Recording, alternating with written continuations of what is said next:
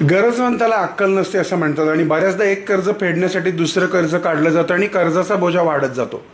कर्ज करणारा व्यक्तीच म्हणजे तो आपणच करत असतो आणि कर्ज हे आपल्यालाच फेडावं लागत असतं. चुकीच्या पद्धतीने आर्थिक नियोजन करणं आणि त्यातून झटपट श्रीमंतीच्या नादामध्ये केलेली गुंतवणूक, यातून होणारं नुकसान आणि एक कर्ज फेडण्यासाठी दुसरं कर्ज काढणं आणि त्यासाठी घरातलं सोनं, दागिने किंवा जमीन गहाण ठेवली असेल आणि जर ती परत मिळवायची असेल तर अर्थातच आपल्याला पैशाचा प्रश्न हा पैशानं सुटणार आहे.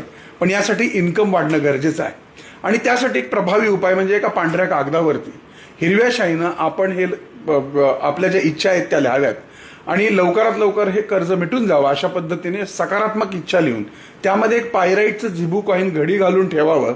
मग त्यास उदबत्ती दाखवून आपल्याला ते पैशाच्या कपाटामध्ये ठेवून द्यावं किंवा आपल्या पाकिटामध्ये ठेवून द्यावं. त्याचबरोबर दररोज मॅनिफेस्ट करावं की लवकरात लवकर माझं कर्ज मिटू दे. करून पहा, चांगला अनुभव.